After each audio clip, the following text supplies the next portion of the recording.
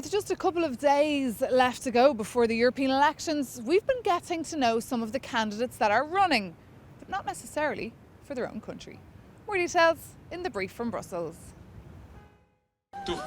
His face may be familiar, but what you might not know is that the former Greek finance minister, Yannis Varoufakis, is a candidate for the European elections in Germany. And he's not the only one.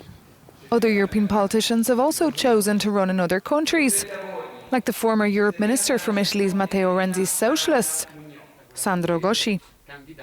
He joined La Repubblica en Marche. We cannot have a European democracy if we don't have European transnational political forces.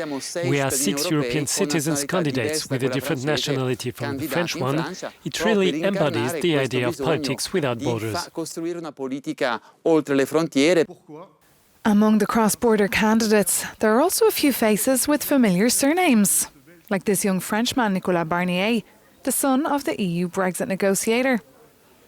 The Belgian Prime Minister, Charles Michel, invited him to join the French-speaking Belgian Liberals, but his challenge now, well, to win over Belgian voters who barely know him. Of course I'm French, but we can be patriots and Europeans. They are not two incompatible concepts. We have to bear in mind that voting for EU elections, it is about voting a project rather than a person. Concerning my surname, me it's me, and my father is my father. He has his own commitments, as I have mine. To date, only 4 MEPs have ever been elected outside their home country.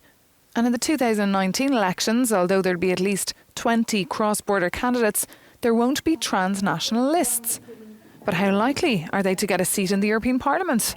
Well, this EU watcher, Eric Maurice, believes that these cross-border candidates have symbolic importance for European integration. Those cross-border candidates are rarely in the top position in the list to be elected, so the number of people that manage to get a seat at the European Parliament is too low to see which real differences they can bring, which added value they can bring to the work of the European Parliament.